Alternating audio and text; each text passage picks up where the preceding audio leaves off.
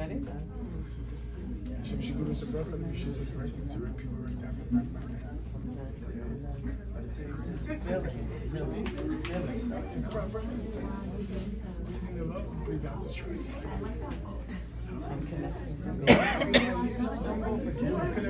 Maybe I will. Maybe I will. Target one particular person, whatever you feel, and you talk to them. Okay. All right. Honey, ready? He's on. Let everybody sit. We ask everybody, please take your seats, find your seats.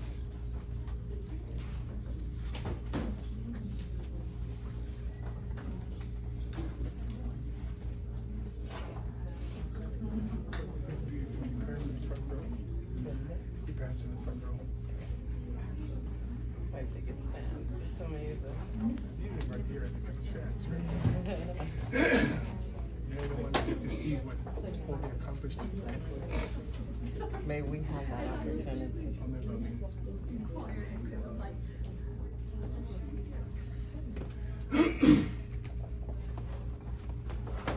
There are more seats in the middle. There are seats over here if you need. All right. All right, we're ready? Okay, good evening, everyone. First of all, I want to thank Rabbi Osher, Eliza, Mariasha. You guys really went above and beyond to make this evening together. It's, it really does take a village to do things, and you guys were amazing. So thank you, and thank you, Rabbi, for creating such an environment for us to be together. This talk is in the merit of the entire Jewish nation being united as one. B'ezrat Hashem.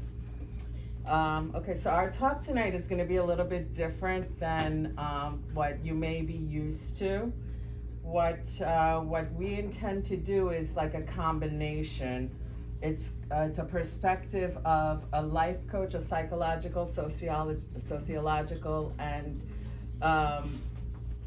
perspective of a life coach, and the Torah perspective from a rabbi, and you guys. So you're all going to be involved. If you have any questions, please don't hesitate. I commend all of you for coming out tonight. Just showing up it's a powerful act of self-love. Wanting to become better than you are 5 minutes ago is the only thing that we really have control of. Trying to make ourselves better every single day. My hope for you is that you'll all walk away with something, a little something that you can incorporate into your lives right from tonight, that's going to bring more joy into your soul, and with that, you'll be able to light up everyone else that touches you. So let's start with a question. In a world that tells us how we should act, how we should talk, how we should feel, what does it mean to love yourself? Can anyone answer that? What does it mean to love yourself? Betty? I love love. I know you do. I think my understanding is that everything in this world begins with the self-love. It's a lot to do with loving Hashem. Okay, beautiful. And Beautiful. the older I get, I realize that when I love Hashem and try to get to know myself better by loving Hashem, I love myself. That's more beautiful. and more. Kol hakavod. Beautiful. Once I love myself, of course, I have love for everybody. That's very well put. Thank you for sharing Yes, that. I just want to say it can be vice versa. And Chas v'shalom, if you don't have love for yourself, whatever feelings that you have instead of that love, that one also you can transfer to others. Very true. Very So- true. Does anyone else have an answer? What does it mean to truly love yourself? Boundaries.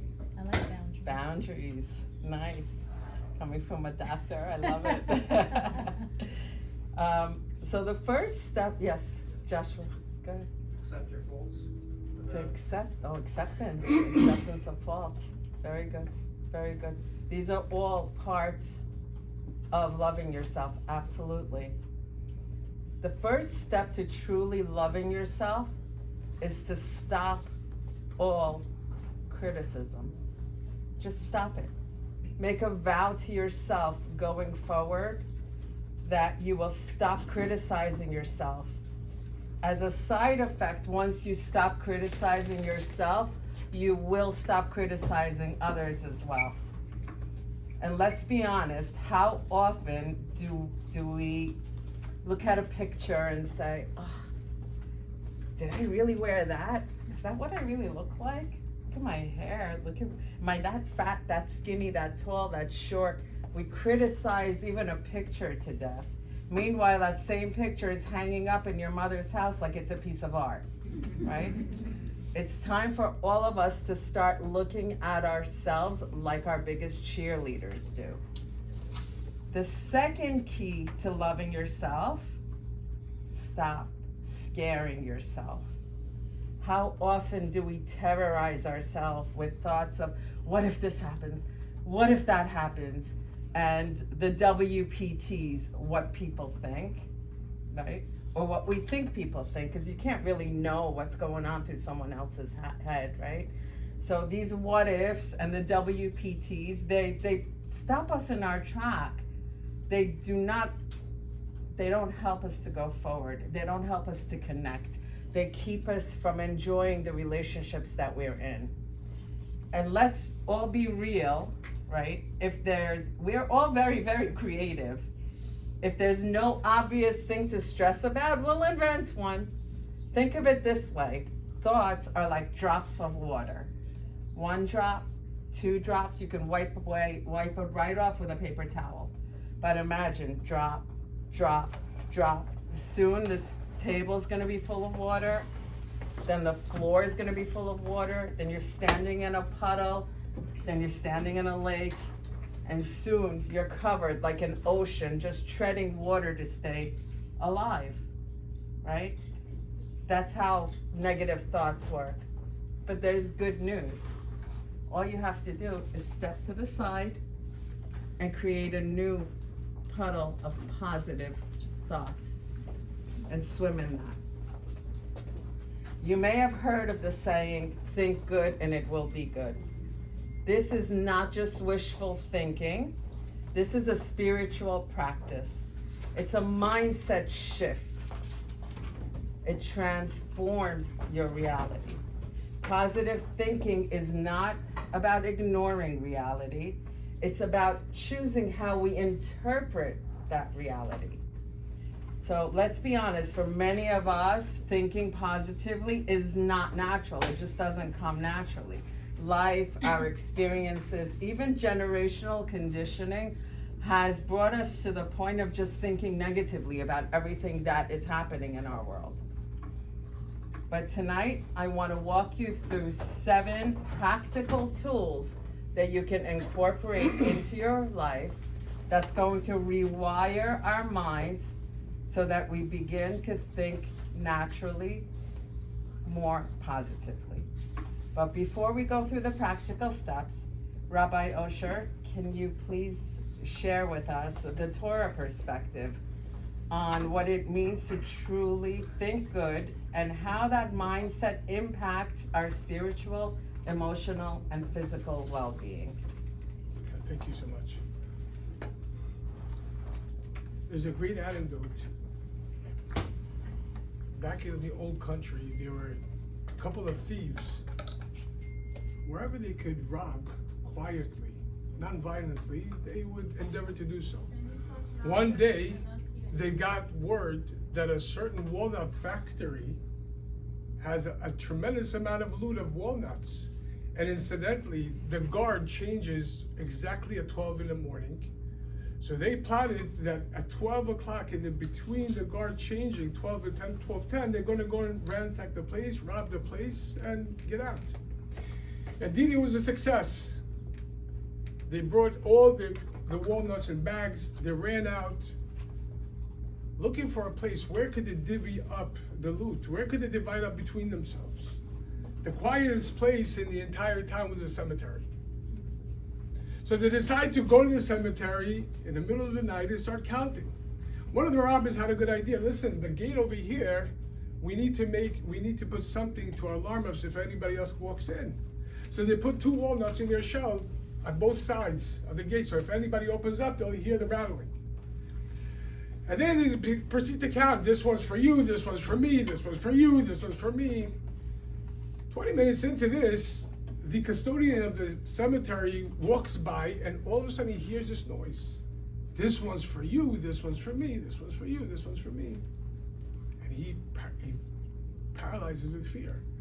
That week, the custodian attended a class where the rabbi said that in certain times of the night, there are certain demons who come to the cemetery to collect the souls of the departed.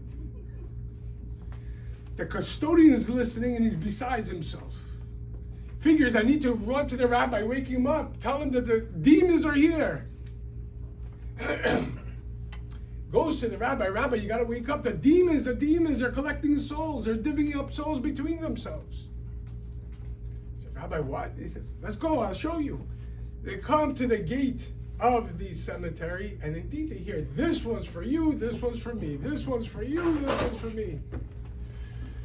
No, they counted up and divvied up all the walnuts. One of the robbers says to the other, tonight, wow, we made a killing. We really got them all tonight. The other one says, hold on. There are 2 at the gate. We got to go get them. The rabbi and the custodian faint on the spot. What does it mean to think good? What does it mean to think good? It's thrown around so many times. Let me tell you what thinking good is not.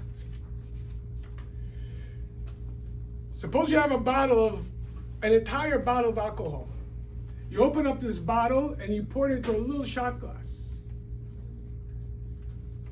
What is the advantage that the bottle of vodka has over this little shot glass? What's the advantage?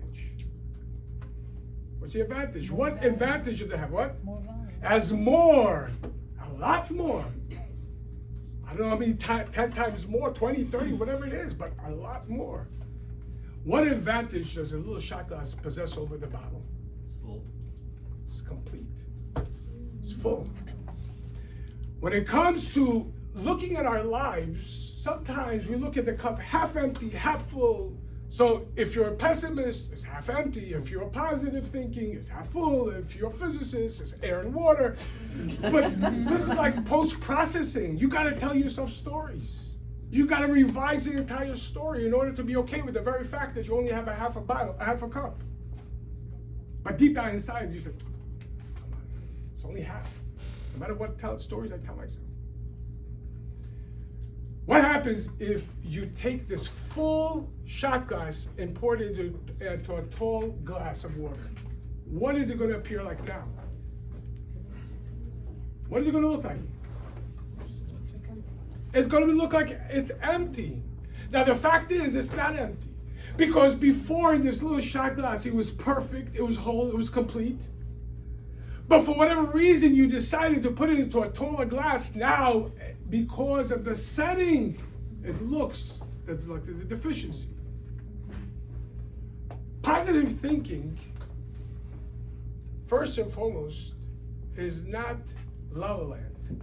First and foremost, when it comes to positive thinking, you got to ask yourself, that which I aspire, that which I look for, this is what I'm asking, if only I could have this. Is that your setting? Is that necessary? You know how many times I sit with couples, with families, and the back and forth, and I'm not trivializing, but it's nonsensical. It's not realistic.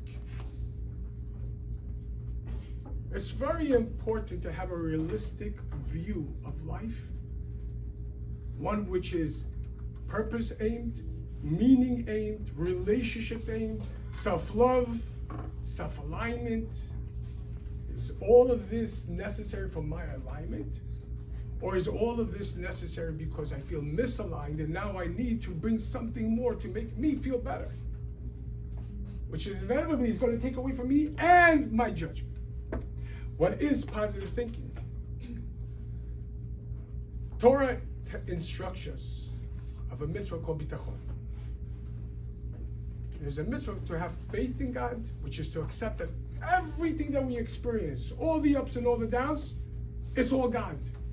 And it's a constant mitzvah. It's one of the mitzvot that apply at all times, in all places, to all people.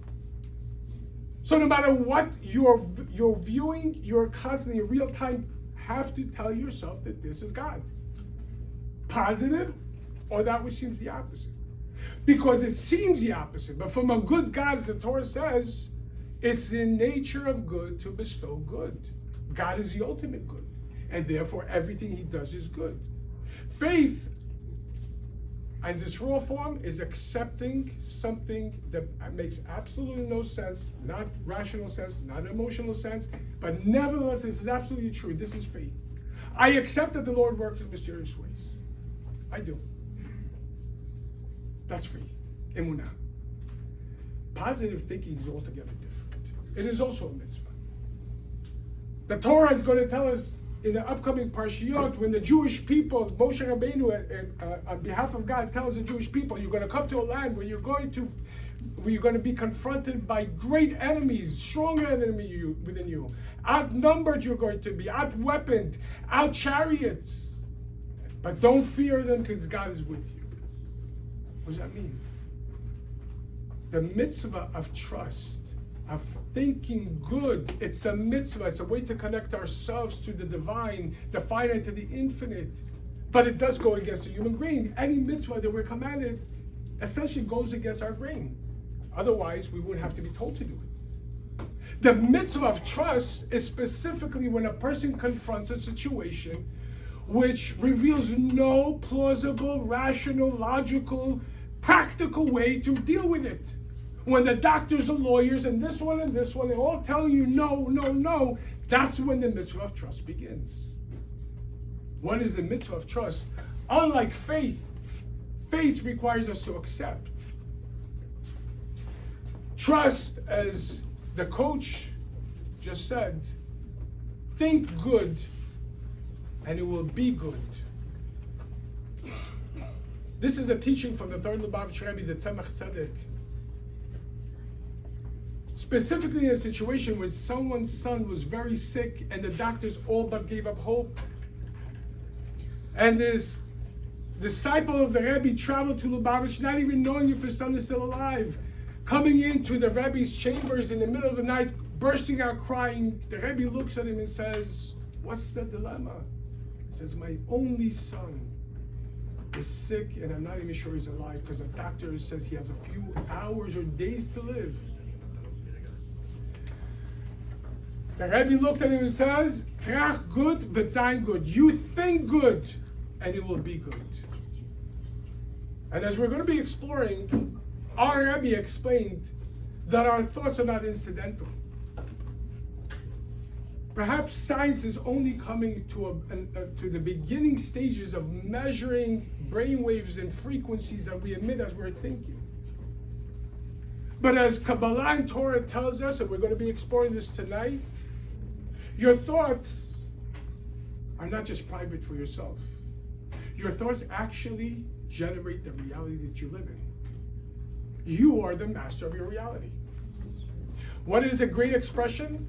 Mind your thoughts, they become your words. Mind your words, they become your actions. Mind your actions, they become your habits. Mind your habits, they will become your life. Everything begins with the way we think about life. Because all reality technically begins in our mind. Hot, cold, easy, hard. It's all the way the stories we tell ourselves. It's a narrative. And there's so much psychological data to show this. The way we look at reality is the way reality actually happens. You think your students are good, you're going to see how successful they are. You think they're bad, you'll see how unsuccessful they are. Same with yourself. You think you're good, there's no end to what you could achieve. Because self-work, as we said a few times this week in our classes, begins when you know how good you are. When you're aware of your true self. And if you think good about yourself, not because you have to post-process, because God didn't make a mistake in the life that He gave you, in the setting that He gave you, in the body that He gave you, with the parents that He gave you, with the impediments He gave you, the strength. The rabbi in the back over there says, accepting? Yeah, of course accepting. You got to accept that everything's from God, including your strength and including your challenges. It's not a mistake. Thinking good means knowing that there's a God, and He's real. We all have a real God who really believes in us. And as we say every morning, in the end of Rabbi, how great is your faithfulness? God believes in us, infinitely so, enough to wake us up in the morning. Notwithstanding everything that happened last night, or the day before, or the years before, or the decades before. If God believes in you, shouldn't you believe in you? Thinking good is being aligned with the truth. Beautiful. Thank you. Thank you, Rabbi. I think you went through everything. That's wonderful. Oh, not yet. We were just getting started. I know. So, with that, we're going to go through 7 practical tools that you can use to help yourself to start to shift your perception and your perspective so that you begin to more naturally think positively. Tool number 1, gratitude, gratitude, gratitude. Gratitude is not a trendy hashtag. Gratitude is your spiritual power tool. Write that down, etch it in here, and keep it with you always. Gratitude is your spiritual power tool. It helps you to recognize all the goodness that you have in your life. Instead of focusing on what's missing, it enables you to create space. It helps you to create space between your thoughts and your feelings. And in that space, that's where peace lies. That's where you're able to create. That's where you're able to become better. As soon as you begin being grateful for the small things, for the things in your life, the blue sky, the birds, the trees, the things that we take for granted on a daily basis, you will change your entire life's path. Gratitude opens doors. Be grateful for what you have, and you will have more to be grateful for. Every morning, before rushing out the door, take a pause. Take a pause. Reflect on all the blessings that you have in your life. Thank God for your health. Thank God for your well-being. Be grateful for the opportunity to experience life anew. Every day is a new day. Embrace each day as a chance to grow, to connect, to elevate. Whisper a thank you, a real thank you, for something that's genuine, even if it's something small. If you've never started your day like this, I invite you to start it now. If you're already living a life starting your day with prayer and being grateful, every single day, add something new in. It completely shifts your life, and it really makes you start seeing things outside of just that 1 second in the morning. You start looking for things. Oh, what am I going to talk about tomorrow with God? It's an incredible shift. Number 2, increase the use of positive words. The words that we use to describe ourselves and describe other people shape how we see the world and how we see life. So I want you to try something. Start to pay attention to the words that you use. The words that you use on a daily basis. Are you saying, oh, be careful all the time? Are you using low vibe words? Try to shift it and change it to more uplifting words, more empowering words like abundant, agreeable, appreciation, outstanding, my favorite, beautiful, calm, complete, connected. All of these have a positive tone and a positive connotation with them. The more you use them, the more you're going to see beauty. It's an energetic thing that comes with it. These words will help you reframe your negative self-talk as well. When you talk about it positively about the things that are outside of you, you will begin to talk positively about the things that are inside of you as well. We all have moments of self-doubt. That's very natural and that's very normal. What we tell ourselves, though, has the power to shape our reality. So ask yourself, what words do you use on a daily basis about yourself, about other people? And change it. Choose them. Choose the more positive words. Remind yourself you always have a choice. So Rabbi Osher, can you help us understand the Torah, the importance that Torah places on the words that we speak, and how choosing these words wisely affects both ourselves and the people around us?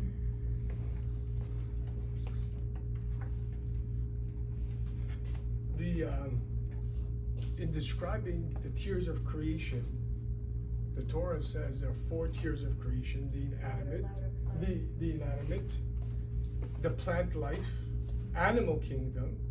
But when assigning an identity to the human race, it calls us sug hamedaber, the communicators.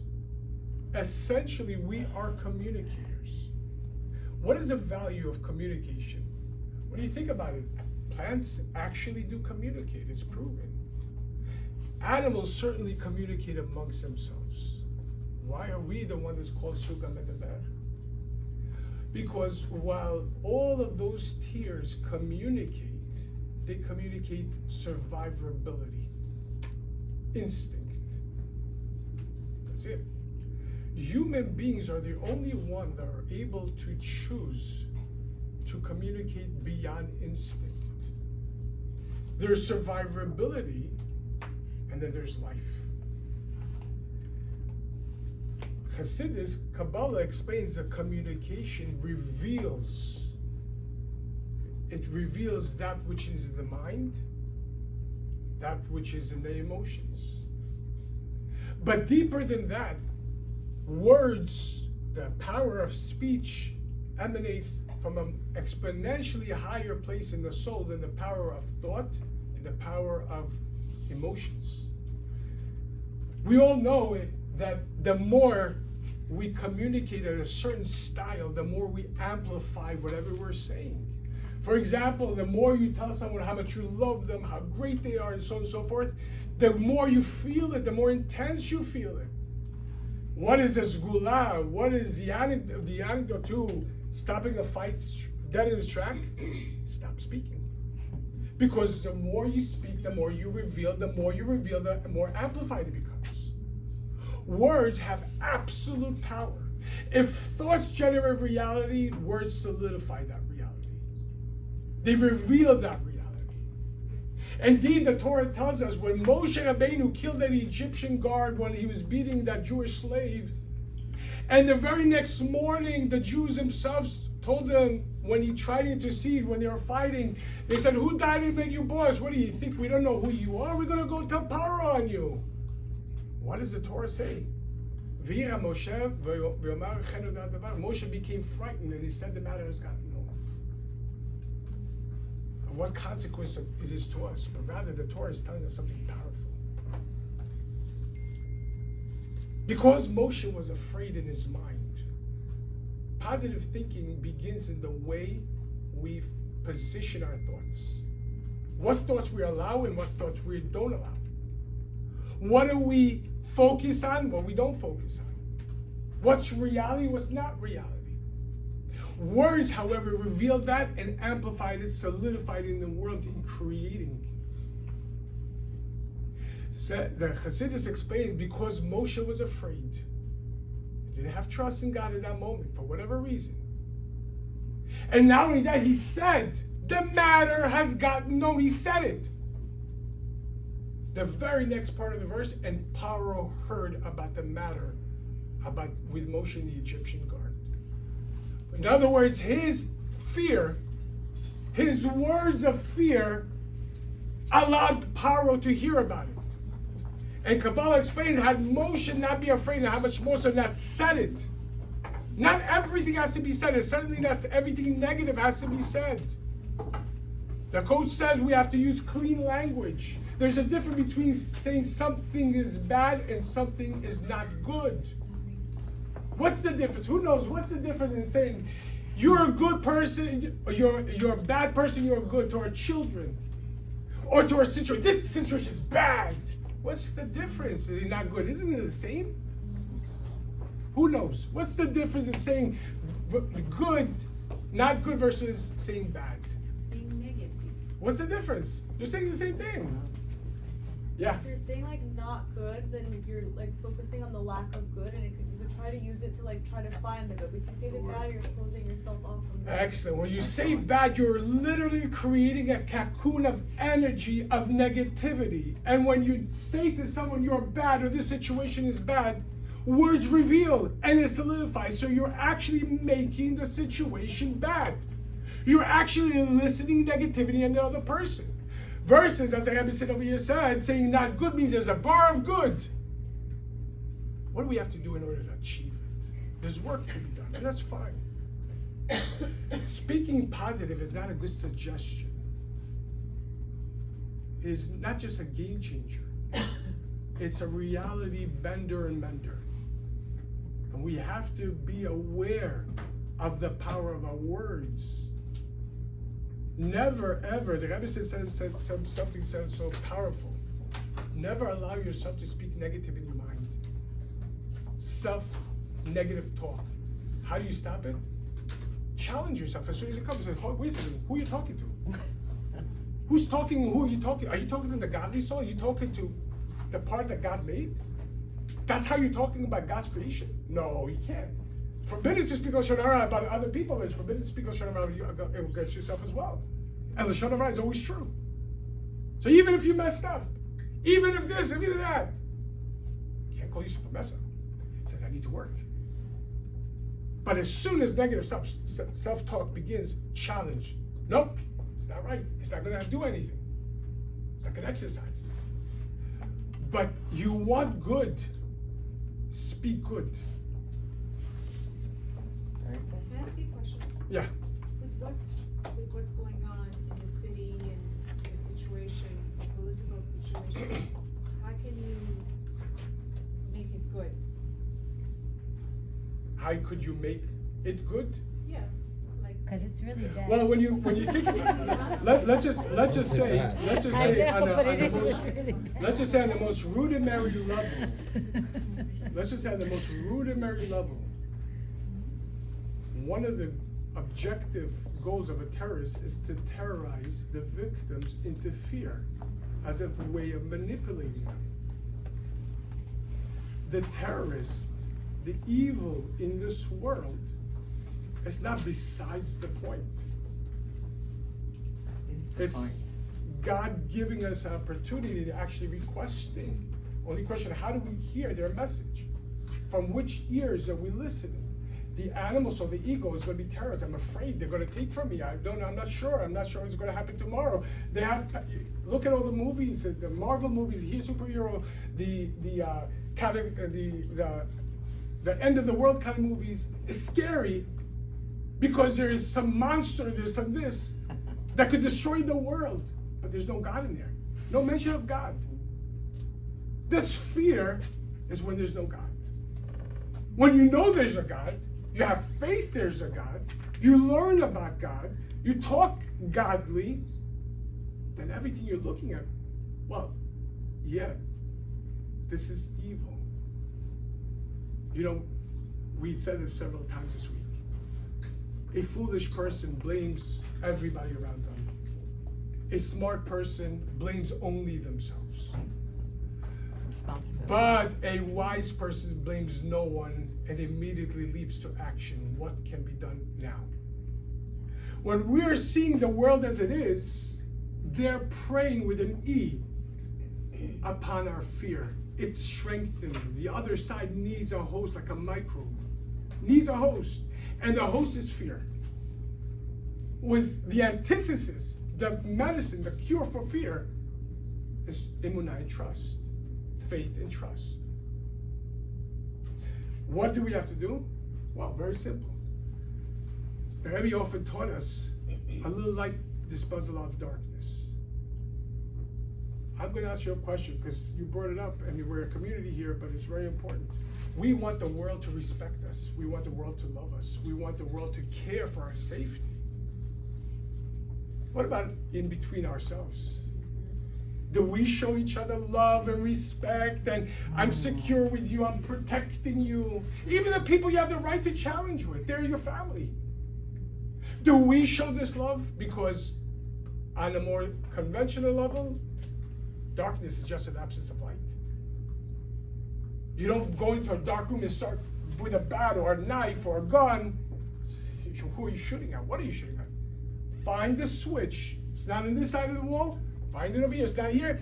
There must be a light here somewhere. Turn it on. And if you don't find the light, then guess what? That's God telling you openly by divine providence, you're the light. And so the question is, when we walk around talking, our words have power, our thoughts have power. How much time of the day do we walk around speaking good words? Gratitude is not a nice thing in your heart. In Judaism, everything has to be practical. How many times throughout the day do you thank people around you? Your spouse, your children, yourself. We spoke about the psychological experiment. You want a good self-improvement, self-image. You know what the silliest thing you could do? Walk by the mirror in the morning and give yourself a high five. I'm not kidding. My material. I'm not kidding. Because you give a high five as a vibe, confidence, good work, and yet we look at ourselves like, oh man, I got another wrinkle today. Sure. That's very true. And you expect it to walk around positive, or you're already just self-judging. Give yourself a high five. Speak good words. You want to fight this darkness. This is God gives us our ability to do this. More light, more positive words, more mitzvot, Shabbat candles, and this, and encouragement. And when you have all the right to be upset with someone, just let go. Who cares? The world, I always tell people, we have enough enemies from the outside that we need to conflict with each other.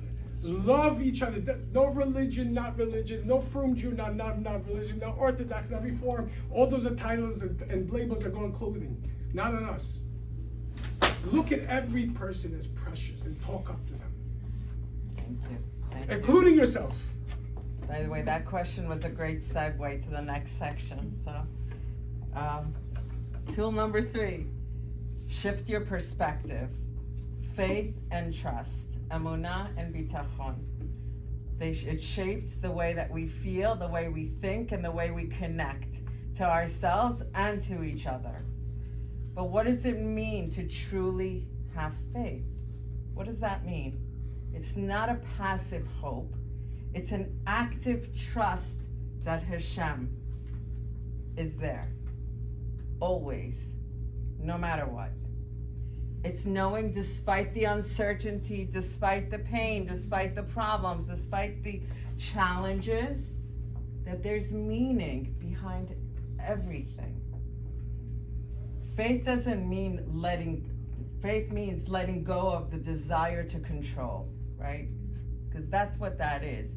When you're trying to control everything, that means you really don't have a trust in Hashem. Faith means letting go. Let go of that desire to control.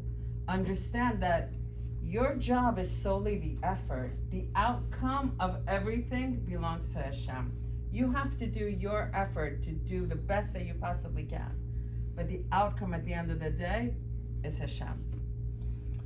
When you shift your mindset to faith and to positivity, the relationships that you have will also shift naturally.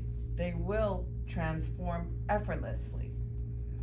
And then when difficult moments arise, which they undoubtedly will, because we're human, we all have our difficulties, we all have our moments. That's when we call upon our faith in Hashem, trusting that everything is exactly as it's supposed to be at every given moment. Fear and faith cannot coexist. Another one to etch, right? Fear and faith cannot coexist. Pick one. That's our choice. Pick one. You're gonna live in fear and try to control things that you cannot, or you're gonna have faith and let go. You always have a choice. We always have a choice. Number 4, cultivating joy. Thinking about joy helps us feel more joy. It's as simple as that. We can transform the negative thoughts that come into our mind by actively focusing on things that bring joy. So I want to try an exercise with you guys. I'm going to read out certain words, and I want you to think, like conjure up a scene in your mind. Okay, ready? Joy. Goodness. Love. Happiness. Abundance. Kindness. Laughter. Freedom. Harmony. Peacefulness. What emotions or images came up, and were there any overlapping scenes that came up? Does anyone want to share? Go ahead, Jay. For at least half of them, just me and my friends sitting there laughing, playing games. Beautiful, beautiful. Anybody else want to share what came up for them? I think when you said abundance, what came up to my mind was like the Shabbat dinner table. Yeah. Like I think it's like, oh, like that's the part of the week where like you reflect back on like you know, like during the days of the week you might not have like so much of like an order or like so much of like maybe like, okay, I gotta work and I gotta like eat something just to like give myself energy and then like continue during the day. But it's like Shabbat is that time where like you look at like what it's like, that time to pause and look at like what you like actually have. Beautiful. You know, so Beautiful. it's like that's like reminder that like you have so much and you're not lacking.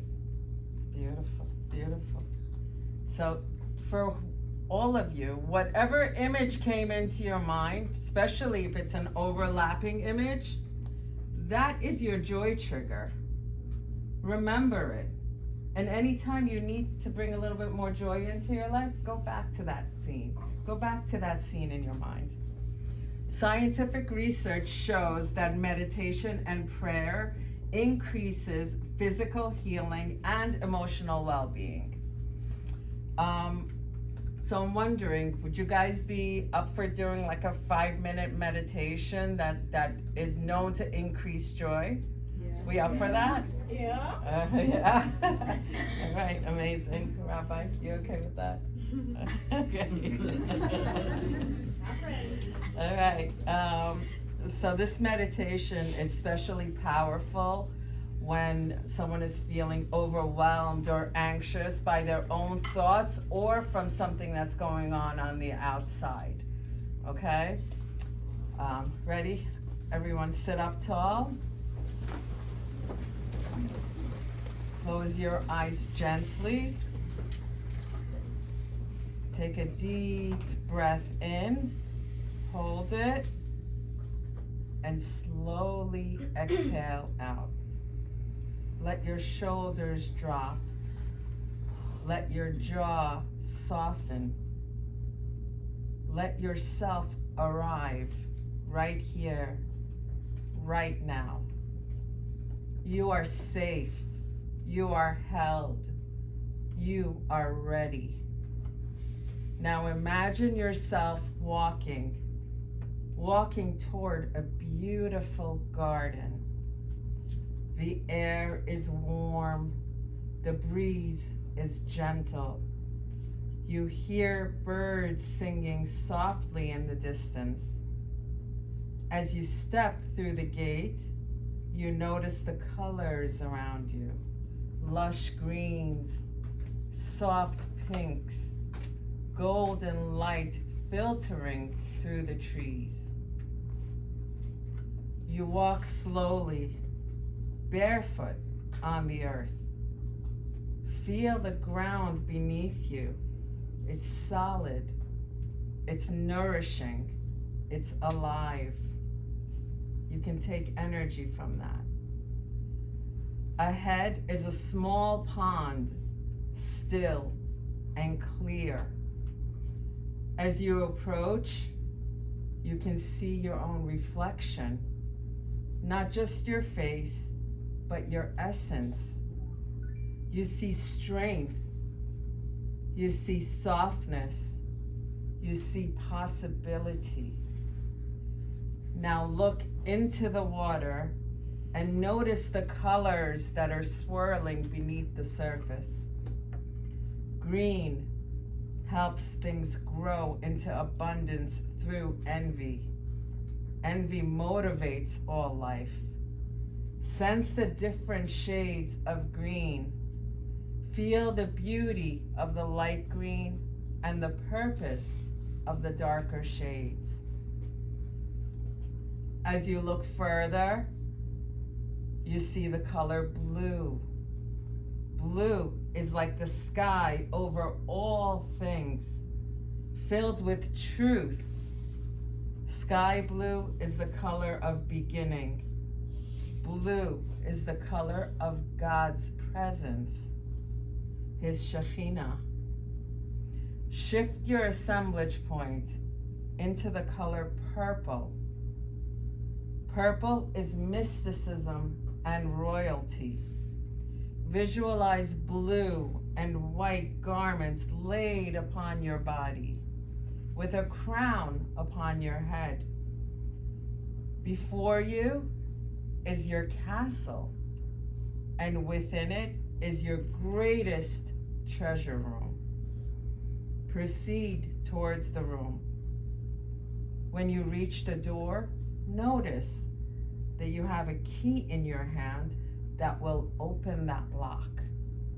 Inside, there are stacks of gold coins and other monetary treasures. Seek out the greatest treasure in the room. It might be a large ancient book upon a pedestal. Feel free to open that book. Open it to a particular page. Imagine what you see on that page. It might be a letter, like the letter Kaf. In the book of creation, Kaf represents life. From here, we learn that the greatest treasure in the world is just to be alive. Visualize the color yellow and become one with it. Feel yellow all around you. Yellow might represent the intellect and illumination of ideas.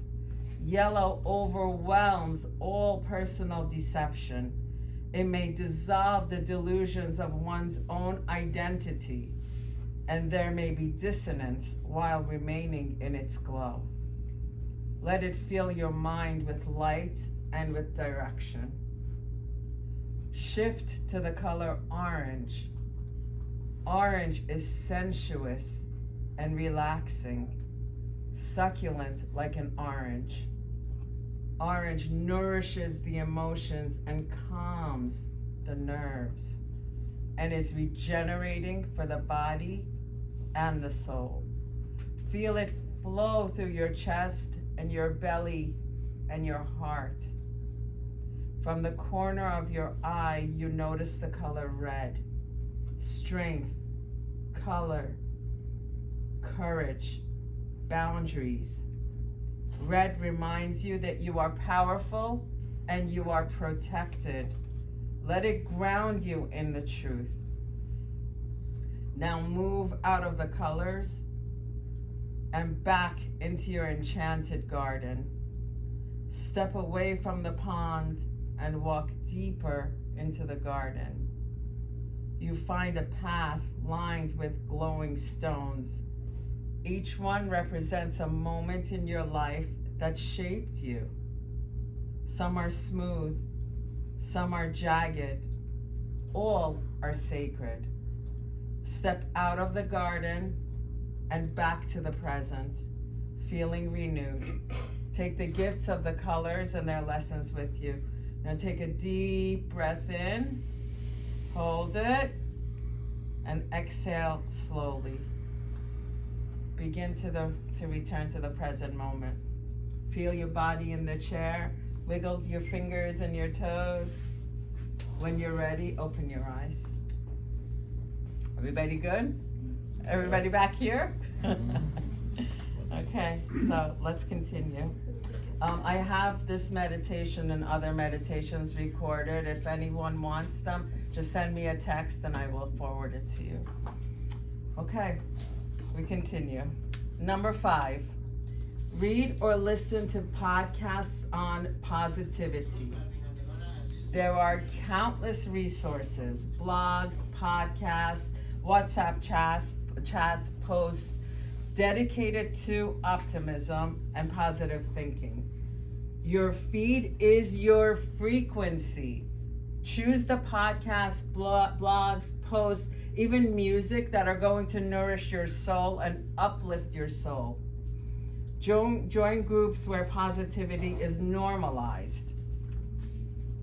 Negative thoughts will creep in, but instead of letting them take over, redirect your focus, right? Reach for a book that's enlightening. Listen to an uplifting podcast.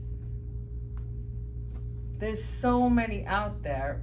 You know, at first it might feel like a simple distraction, but if that becomes your go-to, eventually your unconscious mind is going to start thinking more happy thoughts.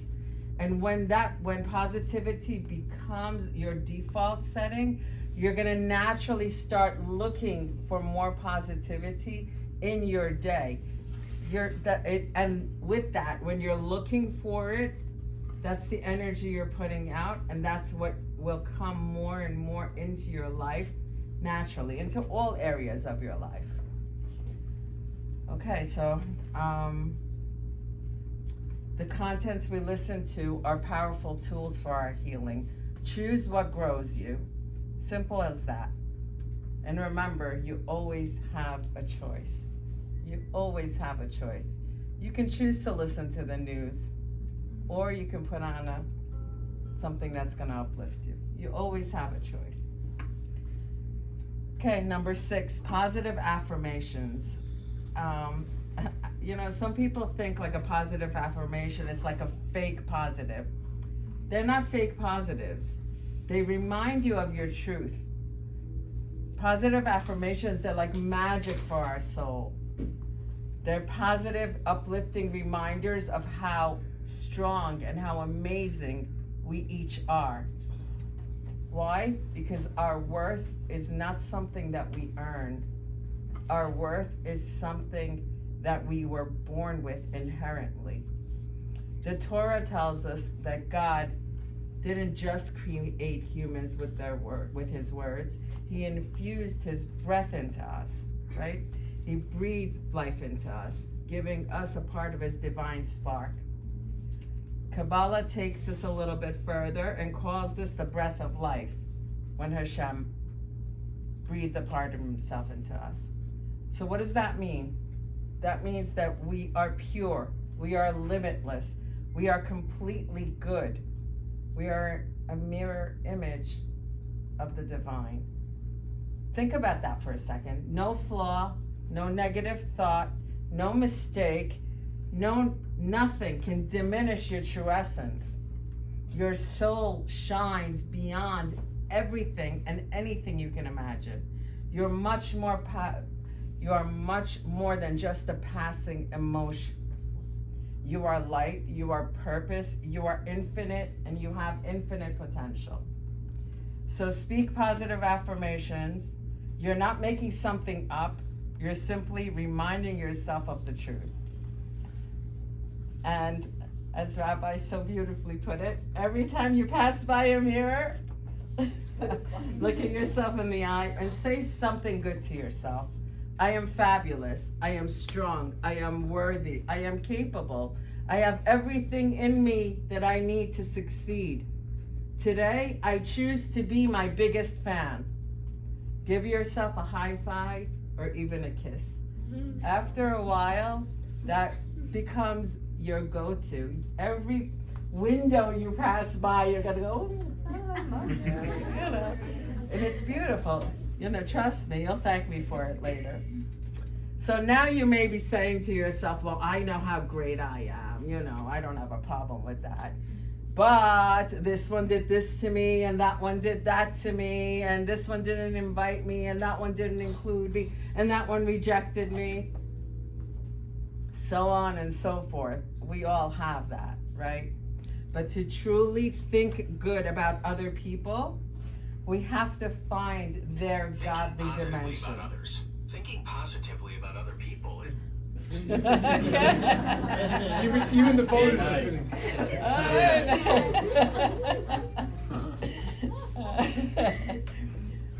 So it's human nature to think about someone negatively, especially when they rejected you, right? Especially when you're feeling rejected.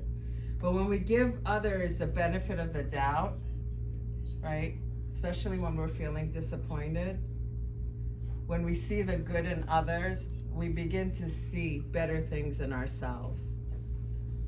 Just remember this thought when someone upsets you or disappoints you. Just as you, right, just as I am doing the best that I possibly can every single day and every single minute, that person is also doing the best that they can. That's their best. They can't give you more than that. They can't. I'm not saying won't. They just can't. That is the best that they can do. So instead of criticism, choose empathy, choose understanding, choose letting go. Because we always have a choice. Real healing starts with support. You're not meant to do this alone. I recently had the privilege of working with someone who was faced with the heartbreaking reality of letting go of a 22-year-old relationship after a lot of pain. It was painful, it was raw, it was a journey that felt impossible to make any sense of. But through our work together, we were able to find meaning, not only in the relationship itself, but in the process of releasing it. That meaning became her strength. That meaning gave her a shift in perspective and perception and enabled her to embrace the version of herself that was stronger and more resilient than ever before. Life coaching is not about fixing you. It's about unlocking the parts of you that have been waiting for permission to become alive and to shine. If this is something you're struggling with, reach out. We can talk one-on-one. But before we continue, Rabbi Osher, how does the Torah guide us in training our minds to focus on the positive? And what value does our tradition place on choosing uplifting thoughts?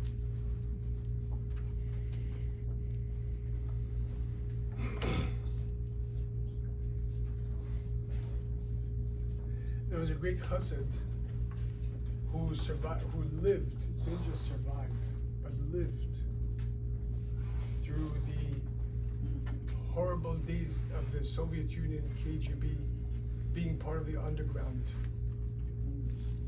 being arrested, and spending 8 years in the Siberian gulags with everything that entailed. But he maintained his joyfulness, his warmth, his happiness, He was once asked, how do you manage to remain happy now?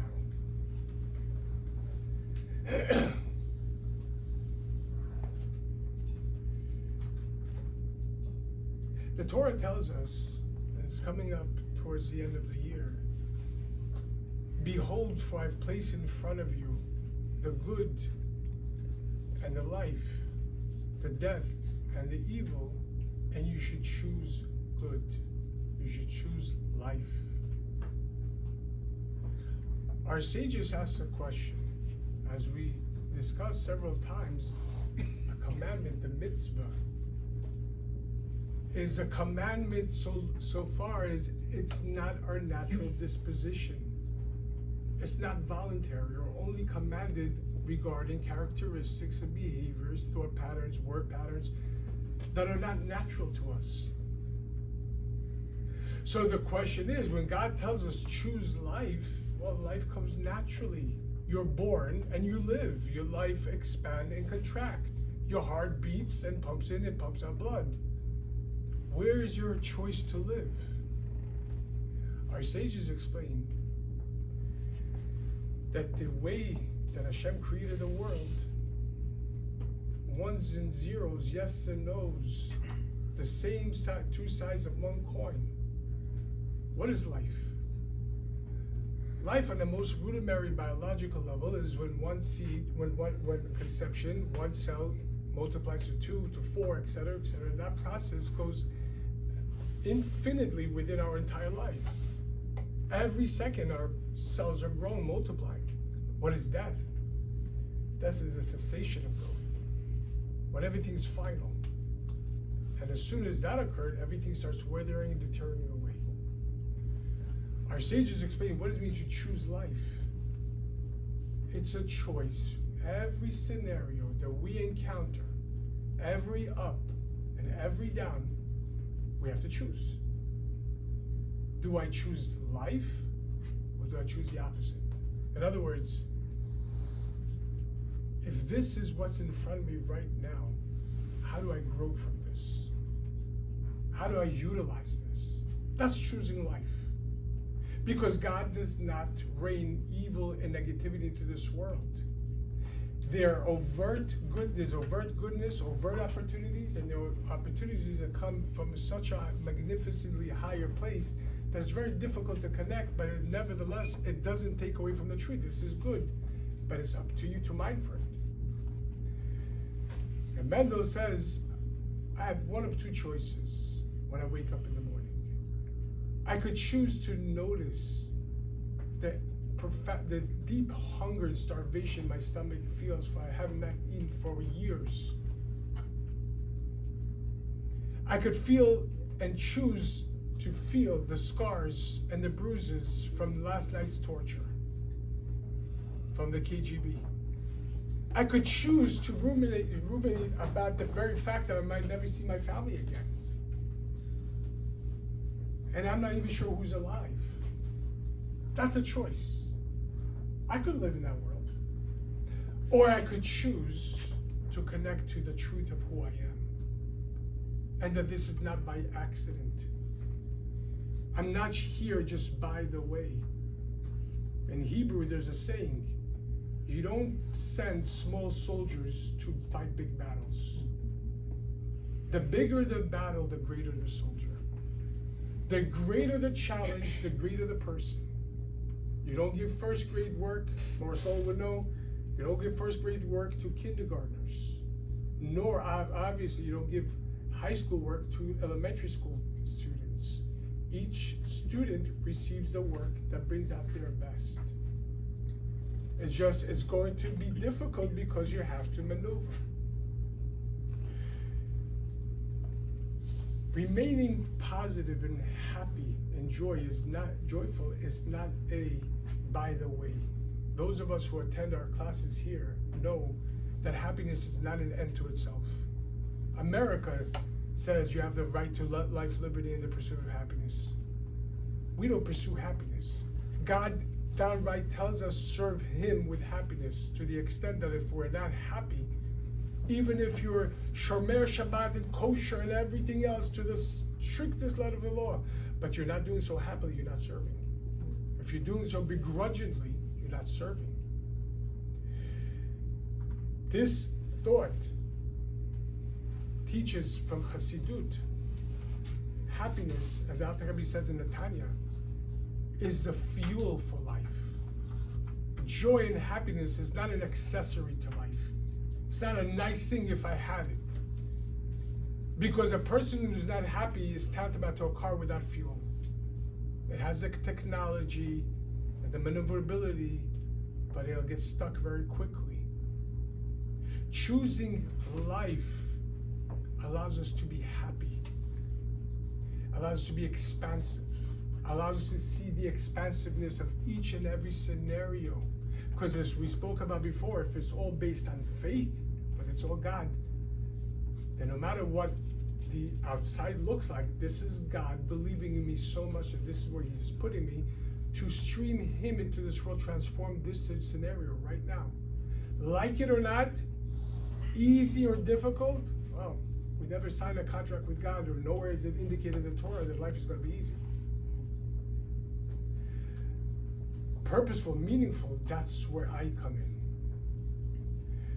Share a quote with you that we shared in different classes from Stephen Covey, the famed author, about business success, social successes. He said that he was in a library once and he discovered this quote in the back of a book. But this is a game changer. I'm just going to revise it to tune to today's discussion. In an animate, plant, and animal kingdom life, cause equals effect. I take the phone, I throw it, that's the cause, the effect is going to toss right through the air. I pick up the phone, that's the cause, I drop it, the effect is it's dropped. You plant a seed, there's fertile ground, there's ample sunlight, photosynthesis, the tree grows, the plant grows, has no choice how it's going to grow. What's going to be? Animal kingdom, as we discussed just the other day, when a calf is born, the first day you ask his mom, in 20 years from now, what am I going to be? You're going to be a big fat cow. Very simple. Ain't no changing, nothing. But with us, cause does not equal effect. And we need to remember that in every scenario of our lives. Cause plus blank equals the effect. What's the cause? Every cause, no matter what we're dealing with, no matter what comes at us, no matter who came into our lives, who left our lives, once it happened, one thing is for sure. All causes is God. Every cause is God. Your parents, your children, your spouse, your siblings, your friends, your enemies, that's all God. But by us, cause doesn't equal effect. Cause plus blank equals effect. What's a blank? Blank number one, move out of perception, which is very unique and many times biased and egocentric, to a perspective. Look at it from a view from above. This is God. This is what He gave me. This is not besides the point. As we spoke of over here at Shabbat, even when someone goes to Gehenom because of their own mistakes or on their purposeful, it's not a punishment, it's an opportunity to reveal light in Gehenom that nobody else can reveal. First and foremost, see it for the truth. It's God. Number two, choose how do you respond to the cause. Don't react. Reaction comes from the ego. I like it, I don't like it. You make me feel good, you didn't make me feel good. That's ego. Respond. Look at what you're dealing with. How do I respond to this? We have that choice. We can't control the wind, but we can control the sail. When you are not a victim of your own life, when you have absolute faith that your entire life and all the epigenetics and all the intergenerational trauma and all the ups and the downs, That was not some fluke. This was all written for you and mine because you're strong. As we say it many times in our class, never ever ask yourself, what is wrong with me? Never. Don't ask what's wrong with me, ask what's strong with me. Talk up to yourself. Because if God gave you this, something must be so strong about you that you might not know, and this is a situation that's going to help you elicit it. But if you elicit it, you are able to transform the situation. The world teaches us, fight causes. Fight the cause. Fight the power. But you fight, and you become depleted, and certainly you're not going to be joyful and happy. And once you don't have happiness and joy in your life inside of you, you're going to start procrastinating. You're going to start becoming lethargic. You're going to start becoming lazy. All symptoms of not feeling inner joy. Speaking down to yourself, allowing yourself to process toxic thoughts and emotions, like a blade to the gas tank. We must remain focused. John Covey taught a beautiful thing. The main thing is to keep the main thing, right? And the main thing is, what am I here to do right now? He said, she said, this happened, could have, should have, would have. Distractions. Deal with that when you have the time. Right now, you have to live, and you have to generate life. That's faith, that's positive thinking, that's positive words, that's word of affirmations. Everything that the coach is telling us is endowed to us in the Torah. The more we connect to the Torah, the more we connect to the mitzvot. Males put on tefillin every single day.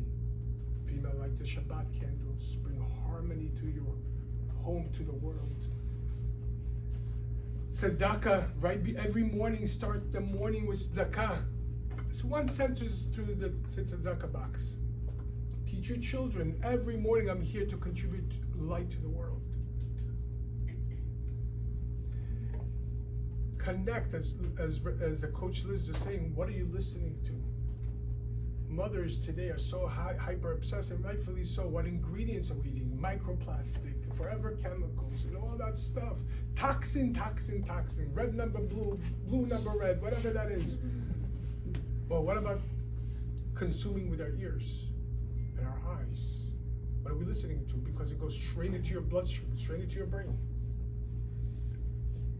And it's so powerful that it literally brainwashes. What are you watching? What are you looking at? How do you look at things? It's not just, you can't disconnect from toxic people in your life. You know why? Because often that's your family. You just can't. What are you going to do? You're going to run away and become a hermit. But you could choose how to respond to them. You don't have to fight them. God didn't give any of these people for us to fight. It's the opposite. Look up. Don't say what's wrong with you. What's wrong with you? Let me help you, because I know you're good. How do you respond to them? How do you boost them up? How do you elevate them, even if they feel like they're in the dumps? What can you do to contribute? So to in the world. Thinking good is not like a nice axiom. Yeah, positive thinking. It's your life, literally. It's your effectiveness. It's your success in life. Your relationships. Relationship first and foremost with yourself. I would venture to ask how many of you love yourself for truth. Truly love yourself. For who you really are. For how luminescent you really are. How good you really are. How much do you know that? Because you said before, self-work begins with loving yourself. If you don't love yourself, your self-work will be nothing more than an escape attempt. This is ingrained in Torah. Coach over here is brilliant. I'm giving her. It's not a shameless plug. She's brilliant. If you have these issues, speak to the coach. I do invite you, however, here we have classes. We have classes on Monday, the Tanya class, discovering your true self. Tuesday night, we have the nurturing relationship, which right now we're focusing on empathy and listening to your own inner child, listening to others, in order to overcome inborn trauma. Wednesday, we have the davening. Shabbat, we have the minyan over here. Join. Get out of your comfort zone. You want to be happy, get out of your comfort zone. Learn to be comfortable, to be uncomfortable. I promise you, I know it's scary for some people. I know I'm talking to a bunch of rabbis and rebbes here. But as a Baal Tshuva of myself, there was a time when my life where I was so antagonistic against Judaism as a religion. I could only tell you, there's nothing more liberating than being yourself. Very true. Thank you, Rabbi.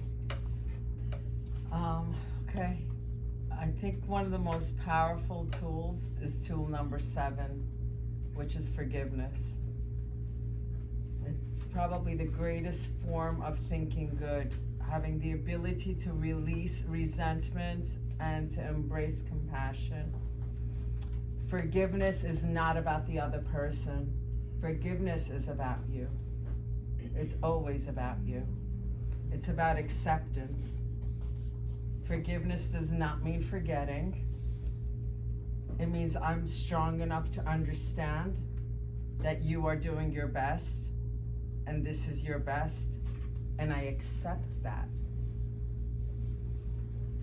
One part of forgiveness that's hardly ever talked about, but in my book is more important than anything else, or maybe in line with forgiving other people, is forgiving ourselves. We're all human and we all make mistakes.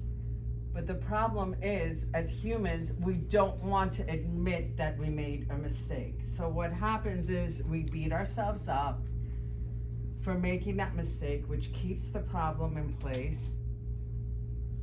And we just keep making the same mistake over and over again because we never forgive ourselves to begin with. So ultimately, at the end of the day, forgive others, forgive yourself, move on. Through forgiveness, a person can gain control back and free himself from feelings of revenge, anger, upset, things that are holding him down and keeping him in place. You're gonna move from a place of victim to a place of inner peace. That's what forgiveness brings. Now, who doesn't want that? So forgiveness is the ultimate step in having a choice and making a change. In closing, so faith and positivity, they are not passive hopes. They're not passive practices. They're tools that we use for transformation.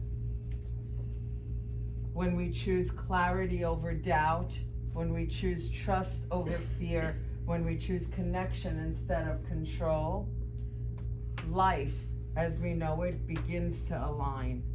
Our relationships, our opportunities, and our entire life path shifts for the better. As the saying goes, think good and it will be good. We have to try to make this more than just a saying and make it a practice of life. If there's anything that we have said today that stirred something inside of you, a spark, a tear, a question, follow that. That's your soul nudging you towards something deeper. Coaching, finding a connection, a deeper connection with Hashem through your Judaism, your soul is telling you to go towards it. That is probably your next step.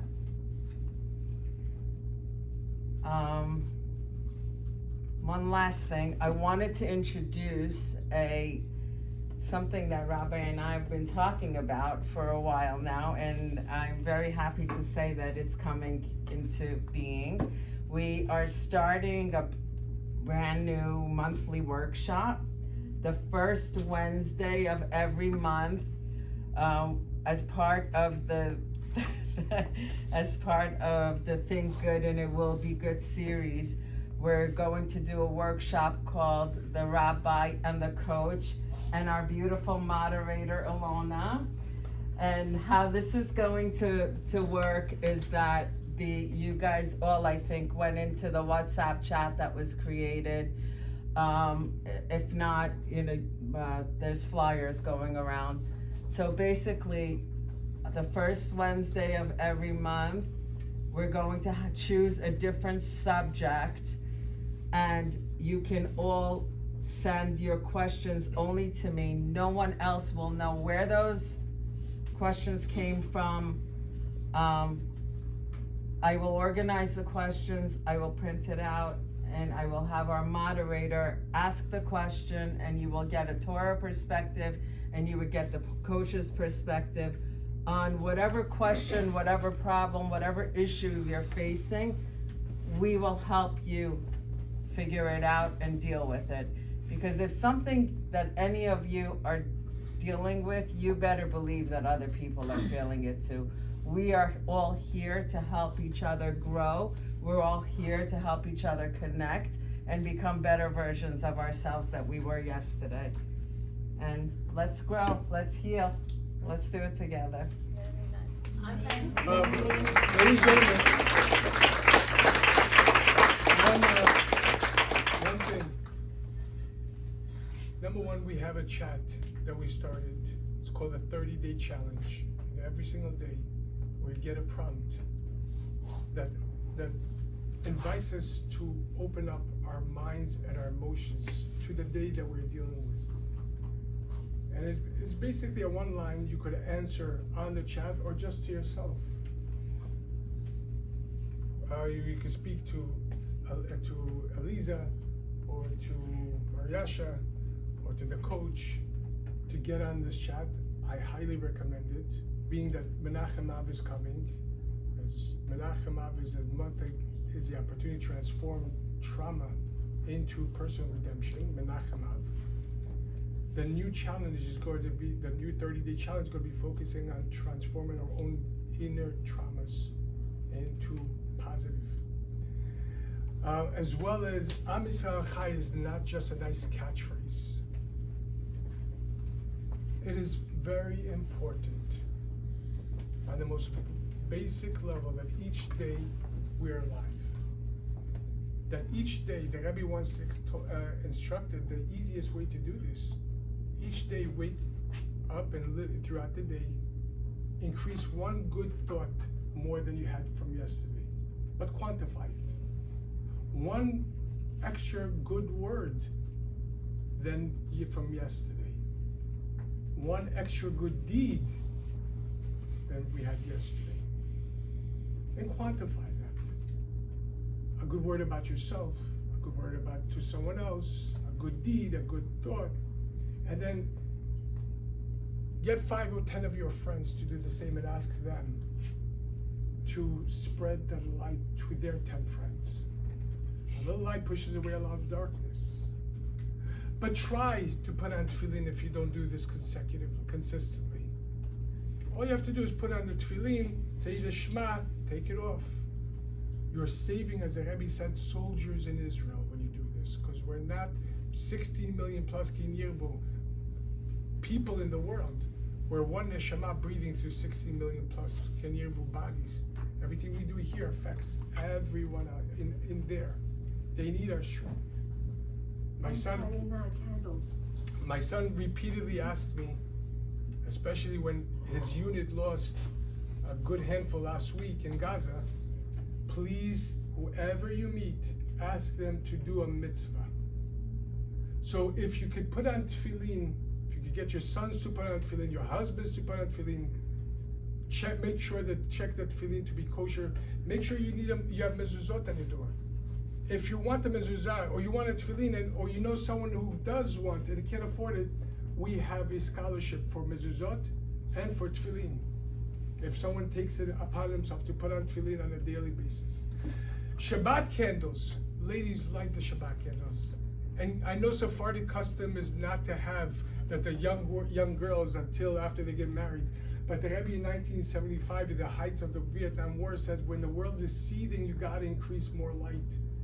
So even the young girls at 3 years old, get them to light together with you. Put a sense of tzedakah, have them give us sense of tzedakah, and ask for not peace, shalom, harmony, where everyone blends together, where everyone synthesizes and accentuates each other. We are at the time of Mashiach, and as the Talmud and the prophets tell us, this is what the world is going to look like before Mashiach. It's written out, it's spelled out. You could literally find it online on Safari. All of this translated. But just because that's the way it's happening doesn't mean we have to lose ourselves. Just the opposite. The greater the darkness, the greater the invitation to bring light. So as the Rebbe said over here, as the coach over here said, let go of any animosity towards people, any need to be right or win and this, because it's not suiting us. It's not good for us. Find the common. You know what? Once there was someone who fought the Rebbe tooth and nail on so many different things, and the Rebbe kept on insisting that the Chabad rabbis work with him. And he said, but we don't agree on so many things. The Rebbe said, there are 613 biblical mitzvahs and 7 rabbinical mitzvot. You don't agree on 619. Find the one that you do and work with that. In other words, find the goodness and focus on that and amplify that, because that's the seed of growth. Hopefully we'll see you in Shul. Here. Thank you. Thank you so much. One thing I forgot to mention, the first class of the series of the Rabbi and the Coach that we're doing is August 6th. That's in a couple of weeks.